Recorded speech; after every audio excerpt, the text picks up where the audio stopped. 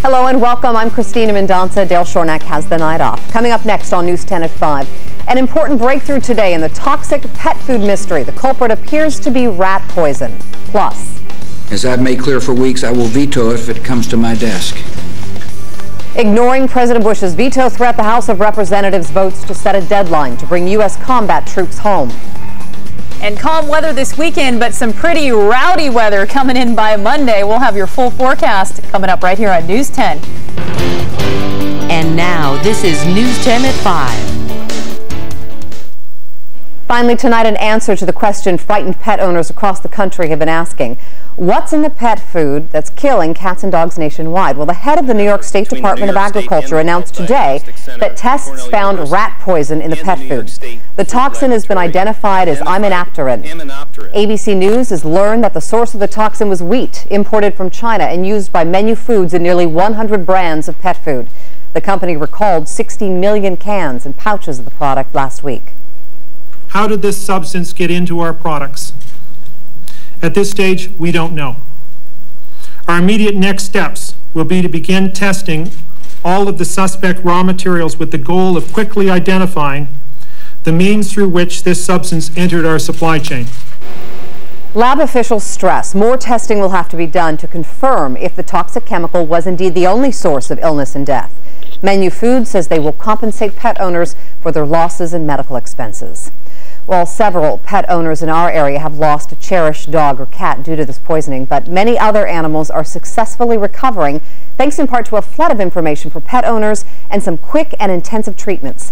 News 10's Deborah Hoffman joins us live from our web center with more on that. Deborah? Christina, the director of the UC Davis Veterinary Medical Teaching Hospital, credits reports on TV and the internet with helping pet owners react quickly to this crisis, and because of that, many poisoned dogs and cats are pulling through. Gooby the cat is undergoing dialysis. It's a solution that contains roughly the same kinds of electrolytes you have in your blood. She was brought into the UC Davis Veterinary Medical Teaching Hospital a few days ago. She was diagnosed with having acute renal failure. She is one of the lucky ones. Gooby is recovering and doing very well, and the other cat in this household that was poisoned is also doing well and recovering. Sadly, several pet owners in our area have already lost a cherished part of their family. My husband's telling me, you didn't know, it's not your fault. But if that would happen to anything, anybody, my son, you can't get rid of the guilt. Prior to today, Dr. Brad Smith didn't know a lot about the toxin imidactrin. It's used as a rat poison in Asia, but it is a drug that actually has been looked at as a chemotherapeutic agent for treating cancer, leukemia in humans, and was actually used in 1947 in treating children with leukemia. He's not totally convinced the rat poison is the sole culprit of the pet food deaths. If there's a very toxic level of imidactrin in here, we would expect maybe to see more symptoms, more systems involved. The doctor believes it will take some time to sort out just how many dogs and cats have been poisoned and exactly what caused it. I think everyone's still investigating and everything. The jury's not completely in on this whole problem yet. But the doctor believes Gooby is a good example of the light at the end of the tunnel. Regardless of what the substance is, we know that we can treat these animals successfully, that many of them are surviving with fluid therapy. So that's good. Now, the doctor says there are a lot of reasons why some animals were harder hit. They may have eaten more of the contaminated food, or some food may have had higher levels of the poison than others. Now, we've got all the information you need on news10.net. Just click on our top page here, our top story, and scroll over to the right side here. You'll see this Menu Foods recall list. Click on that, and down here at the bottom, recalled cat product information, recalled dog product information. If you click on one of those, you'll see the lists and lists of all the different products available. They also have a toll-free number you can call for more information. And if you notice any symptoms in your animal, such as vomiting, refusal to eat, lethargy, you should bring your animal into your vet immediately. Christina, back to you. All right, thank you very much, Deborah. Meantime, health officials say they have found the likely source of last year's E. coli outbreak in spinach. The Food and Drug Administration and California's Department of Health Services say they have isolated the deadly E. coli strain to a small cattle ranch in San Benito County. The report says the bacteria was found in river water, cattle, and pig waste on the ranch. The ranch is about a mile away from fields leased to the Mission Organics Company for growing spinach, but investigators say they can't make a definitive determination as to how the contaminated spinach reached the market. 3 people died and more than 200 were sickened after eating the tainted spinach. Mission Organics says it plans to build a fence around its fields. Well, Democrats on Capitol Hill are celebrating, ignoring a White House veto threat. They passed binding legislation mandating the withdrawal of U.S. troops from Iraq by fall of next year. The 218 to 212 vote in the House of Representatives was mostly along party lines. But President Bush is not happy and reacted sharply. We're going to make a difference with this bill. We're going to bring those troops home. With emotions running high on both sides of the aisle, the House passed a bill setting a firm deadline for U.S. troops to leave Iraq. We shouldn't be using the emergency troop spending bill as a way to finance the political gimmickry of special interest projects. The biggest challenge for Democrats in getting the votes they needed did not come from Republicans, who were mostly united in opposition, but from a handful in their own party, who said the bill would bankroll an immoral war for more than a year. Now Congress is telling the American people we have no alternative but to continue the war for just another year or two, and then we'll be able to end the war. So war equals peace? I don't think so. Well, the Senate plans to begin debate on its version of the bill next week. It is not expected to pass. We'll have more coverage of today's vote on World News with Charles Gibson immediately following News 10 at 5. Well, it was graduation day today at the California Highway Patrol Academy in West Sacramento. Badges were pinned on 136 new officers. It was one of the largest graduation ceremonies in the last 4 years. That's because a recent budget increase, the largest since the 1960s, allowed the CHP to train and hire more officers and dispatchers. The commissioner says that means safer roadways for everyone. The additional positions in the budget has allowed us to go out and put officers into areas where we didn't have the ability to do so before, into areas where we've experienced tremendous growth, in the areas where we've seen traumatic injury and death rise on the highways. A new class with as many as 240 prospective cadets begins training at the CHP Academy next month. Training lasts 27 weeks. Well, the weekend is upon us, and the weather is supposed to be great, at least for the first half. Patty Souza joins us with a preview. All right, take a look outside, Christina, using News 10 Doppler Radar Network. We're going to have this tool running on high speed by Monday, but this evening, just a beautiful day out there, beautiful evening. No rain to tell you about. The entire state is dry, and we're going to use Futurecast right now, and I've actually expanded the view, not just California, but all the way up towards Seattle and the Northwest, where we do expect some showers overnight tonight. Now watch the little timestamp there. We take you through tonight on into Saturday, 1 o'clock, starting to see some showers moving into Oregon. We're still dry in the entire state of California. And then at Sunday, a few little showers kind of brush near the state line, but then by Sunday night, we're still dry. So I think we're going to get through the entire weekend rain-free, maybe a few showers on Sunday, just again up near the state line. But on Monday, a completely different story. A very strong, cold, and very wet system will be coming out of the Gulf of Alaska by Monday and Tuesday. And wait until you see my 7-day forecast. We're talking about nearly a 20-degree drop compared to today for some of you. Places like Stockton topped out with 80 degrees today. Hope you enjoyed it because, again, we're looking at temperatures in the upper 50s and lower 60s early next week. We'll have more on that and your gorgeous weekend forecast coming up in just a couple of minutes. Right now, back to you, Christina. All right. Thanks, Patty. We look forward to it. Coming up next on News 10 at 5, 70% of teenage girls receive a sexual solicitation online. Hey, Sarah. So when are you going to post something new? Anything you post online, anyone. A new campaign kicks off aimed at protecting kids from online predators. Plus, police release new details in an alleged attack at a South Sacramento high school. News 10 at 5 returns in 2 minutes.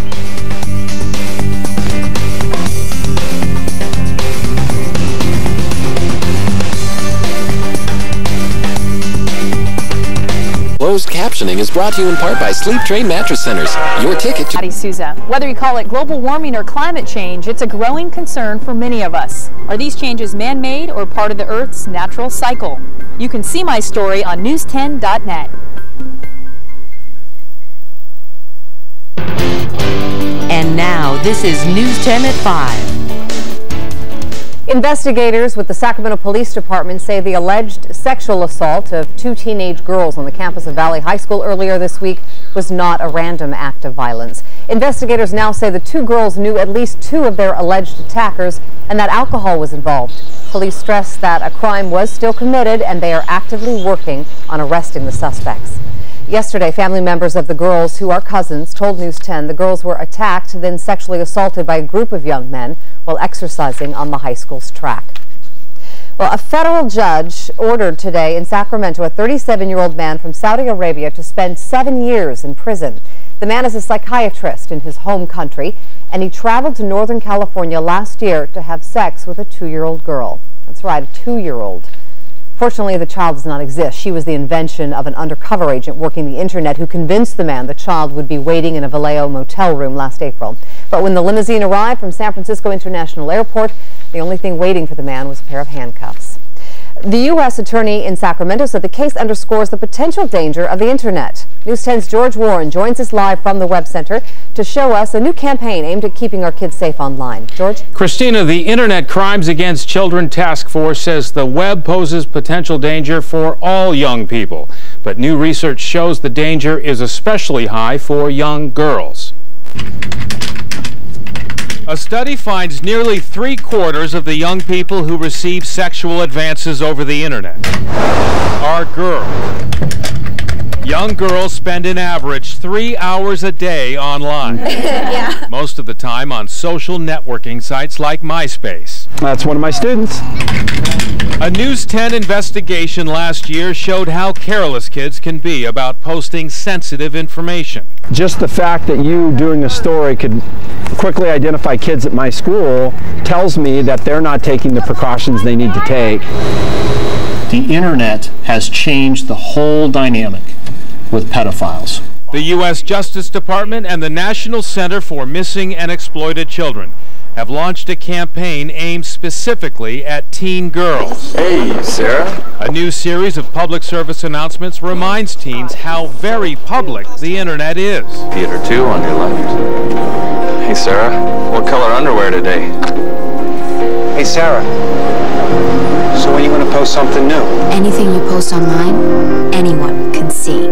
So think before you post. This problem is so large that law enforcement cannot by itself tackle this problem. My concluding message would be that parents are the first line of defense. They have got to stand up and be parents and not be their child's friend. Well, again, research shows that girls are more likely to respond to messages from people they don't know than boys are. And in a nationwide survey of teenage girls earlier this year, nearly 2/3 said a stranger they'd been in contact with online wanted to meet them in person. Parents want to trust their kids, but experts say when it comes to the internet, you simply can't.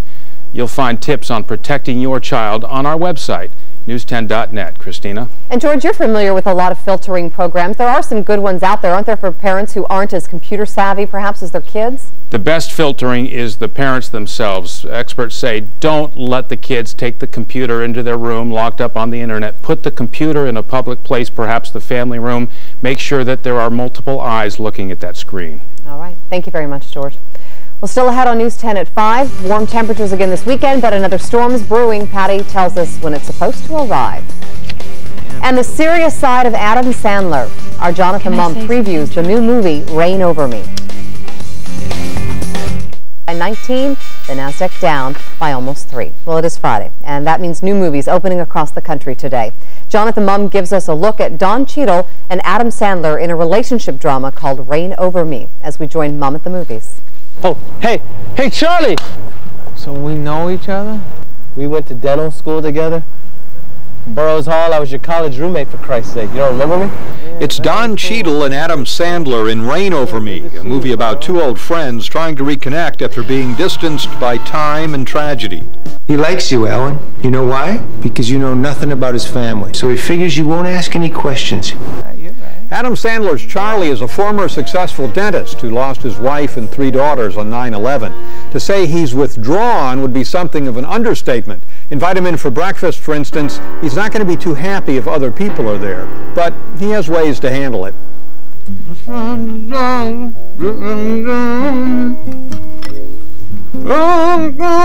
Cheadle's Johnson wants to help, but by the same token, the apparent freedom of his old roommate's lifestyle, playing drums in a punk band, going to all-night Mel Brooks movies, and zooming around New York on his motorized scooter, can't help but seem appealing to someone who's feeling just a bit suffocated in his home life with wife Jada Pinkett Smith. Really?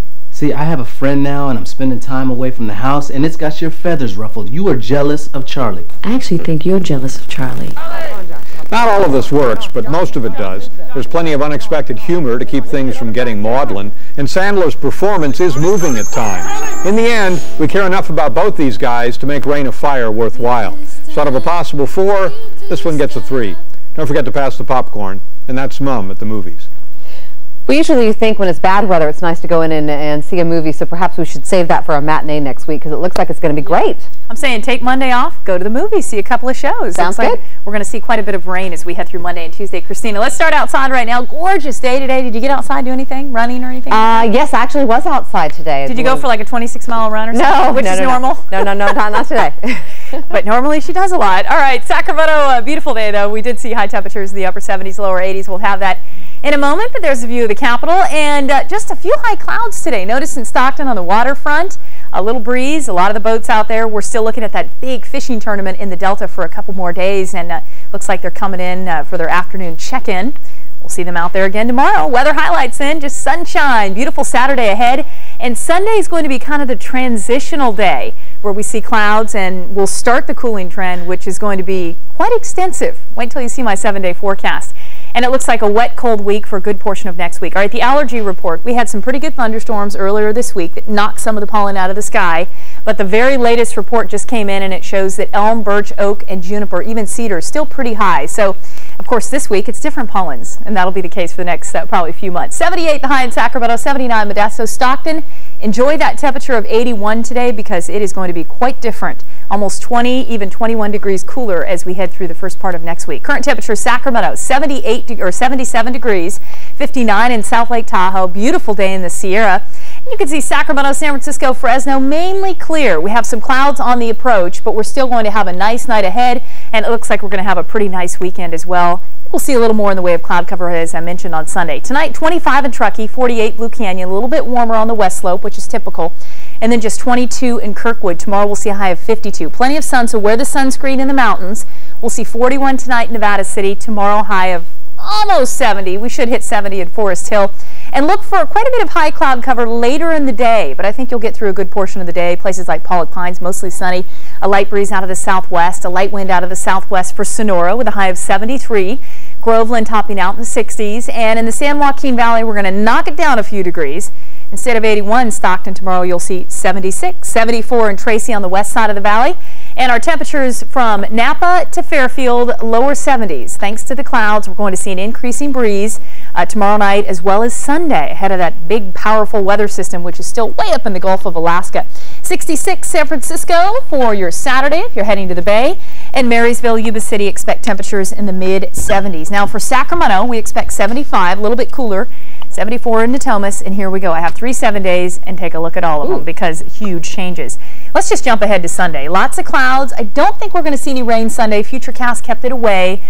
Just up near the state line, we'll see some showers, but by Monday, a different story. We're going to see some rain coming in. Could see ½ inch, even up to an inch of rain in the valley Monday night, Tuesday. And then you factor in thunderstorms Tuesday. I think we're going to have a very active, potentially some severe weather late Tuesday afternoon, even a little bit on Wednesday. Whenever I say severe weather, I'm just talking about thunderstorms become very intense.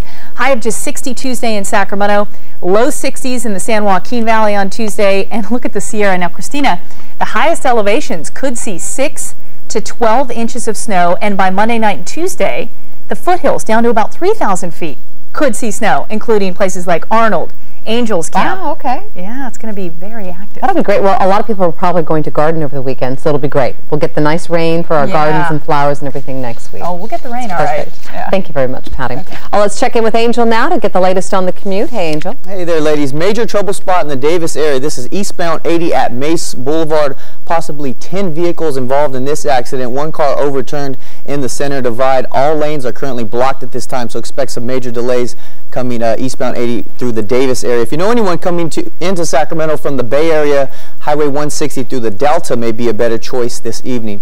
In Sacramento, Highway 50, couple accidents clearing at Bradshaw and Watt, but nothing that's going to slow you down too much. And then westbound Cap City Freeway at Fulton, earlier accident clearing there. Hey, let's see what's going on with our buddies in Stockton. Northbound 5 here at Pershing. Things are moving and grooving. Christina, back to you. All right, good for a Friday. Still ahead on News 10 at 5. They have the only winning ticket. 20 state workers come forward to claim their $72 million prize. It's all a part of this week's good news coming up next. But first, here's another look at some of today's top stories. You can read more about each of them anytime on news10.net. We'll be right back. See Grammy-nominated BR5. President Bush calls it a political stunt. And then our person of the week, a woman giving injured veterans new comfort and dignity and doing it with style. From the latest Super Lotto winners to a police officer who delivered his own baby, there were a lot of good things happening in our community this week. Here's Dale. Good boy. Sacramento police officer Dustin Smith knew that one day he might have to deliver a baby in an emergency. He just didn't think it would be his own. But driving his wife Natasha to the hospital, just pull over, I don't care where, we're just having this baby. And there she is, Jillian Grace Smith. Going out for dinner, check this healthy dining website. It offers nutritional information about menu items in local restaurants. They can see that before they come in here that there is some healthy choices for them. We've set up a link to it on news10.net.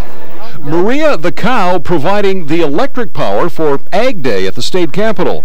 PG&E says biogas made from dairy cow manure can be a clean and renewable source of energy. The cow poops, you put it in a tank, you clean it up, and you put it in the pipeline. It's that simple. Licini's in Land Park is lucky once again. For the third time, Licini's sold the winning ticket in Saturday's Super Lotto jackpot. And 20 Lotto winners from around Sacramento stepped forward with that winning ticket to a $72 million jackpot.